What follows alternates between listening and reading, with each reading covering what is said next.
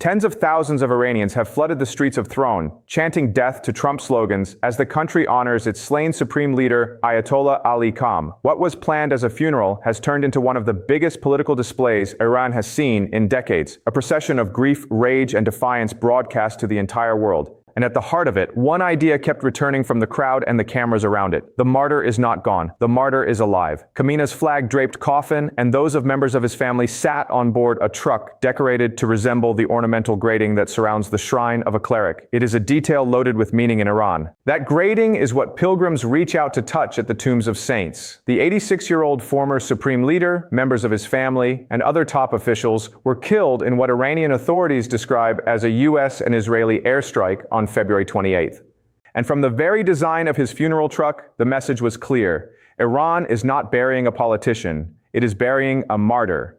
The scale was staggering. Helicopter images aired on Iranian state television showed a massive crowd stretching from Tehran's Azadi Square, Freedom Square, for kilometers down the multi-lane avenue of the same name. According to an Associated Press report, the truck carrying Khamenei's coffin crept through crowds of black-clad mourners who reached out to touch the grating. Some threw scarves and other items for attendants to brush against the coffin, a common practice in Iran seen as a blessing. Attendants sprayed misted water across the crowds to cool them in the summer heat. Every one of those details, the outstretched hands, the scarves pressed to the grating, the rituals usually reserved for the tombs of saints, tells you how this crowd understands the man in the coffin, not as a fallen head of state, but as something closer to sacred.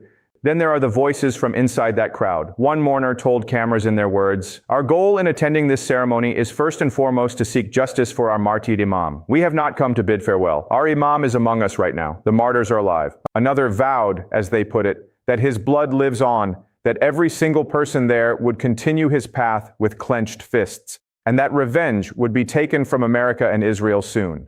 These were not the polished lines of a podium speech. They were the voices the cameras pulled from inside the crowd, raw, furious, and politically impossible to ignore. Other voices revealed the personal weight beneath the rage. One mourner described a child who had lost, in their words, their father, their elder, their protector, and prayed for God's help to get through these days. Another said it plainly, "We never thought that one day we would have to come for our leader's funeral," adding that they had come not to say goodbye, but for revenge, grief and vengeance woven together in the same breath. That combination multiplied across a crowd this size is what turns a funeral into a political force. The logistics alone tell you what this event means to the Iranian state. The coffins are being taken through the streets of Tehran on a 12-hour journey to Mibad International Airport, with IRGC General Hassan Zadeh overseeing the event. According to DW's report drawing on AFP and Reuters, authorities have shut down streets, closed airspace, and effectively paused daily life in the capital. From Maribad, Khamenei's remains will be transported to cities across Iran and to neighboring Iraq before the mourning ends on Thursday, with his burial at the Imam Reza Shrine in Mashhad, the city of his birth. And as the processions unfold, one piece of footage is going viral across Iranian media. It shows Khamenei exactly a year ago appearing in public after Iran fought its 12-day war with Israel in 2025. At the time, that appearance became a powerful image of resilience for his supporters. Proof that the leader had endured now with Khamenei killed in the opening phase of the joint U.S.-Israeli attack. According to Iranian authorities, the same video has taken on a new life, transformed from a symbol of survival into a symbol of martyrdom. A defining chapter in Iran's recent history, replayed millions of times. That is how political mythology is built in the digital age. Not through official portraits, but through a clip that once meant the leader survived and now means the leader gave everything.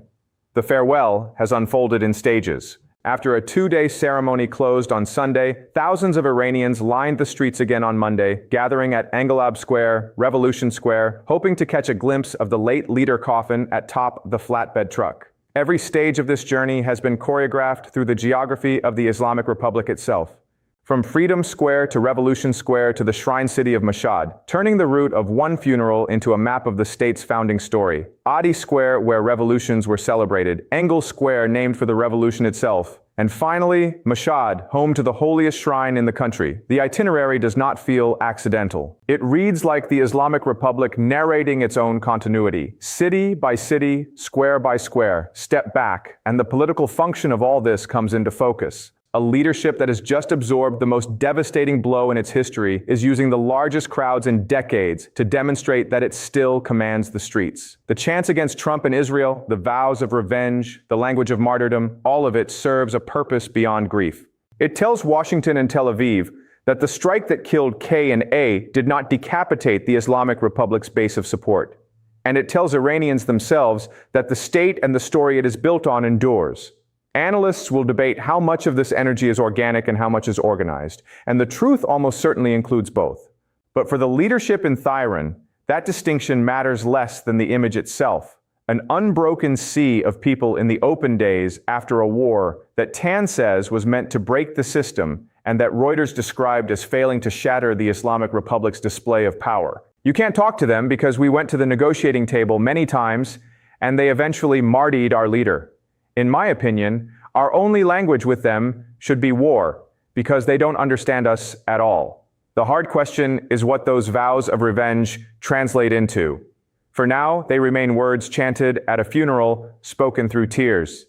Iran's new leadership structure with Mojtaba Kamoun named at the top but still unseen in public now has to manage two pressures at once: frozen talks with Washington and a country rebuilding from war. And it will have to decide whether the fury in these crowds becomes policy, leverage, or simply memory. But no negotiator in Washington should mistake the mood. A public that has just buried its leader as a martyr chanting for vengeance leaves very little political space for concessions that look like surrender. Every clause of any future agreement will now be read against these images. That is the constraint these crowds have placed on their own government, and the warning they have sent to everyone negotiating across the table from it, which is the real meaning of the phrase echoing through Tehran. Our martyr is alive in the language of the crowds. Kam's death is not an ending, but a transformation from a leader who governed Iran for decades into a symbol the state can invoke forever. The processions will end on Thursday in Mashhad, at the shrine where he will be laid to rest. The chants will fade from the streets, but the image of vast crowds marching behind a coffin built like a shrine, vowing that the martyrs are alive, will shape Iran's politics and its confrontation with America and Israel long after the mourning is over. Wars end, ceasefires are signed, negotiators shake hands, martyrs in the world's oldest political tradition do not die. That is the message Tehran streets just sent, and it was addressed directly to Washington. Subscribe to Games of Schemes for daily geopolitical analysis.